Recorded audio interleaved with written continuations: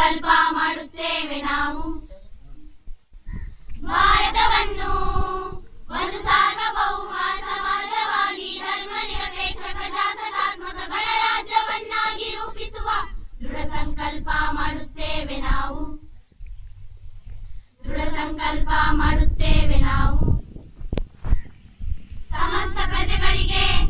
ವ್ಯಕ್ತಿ ಗೌರವ ಸುನಿಶ್ಚಿತಗೊಳಿಸಿ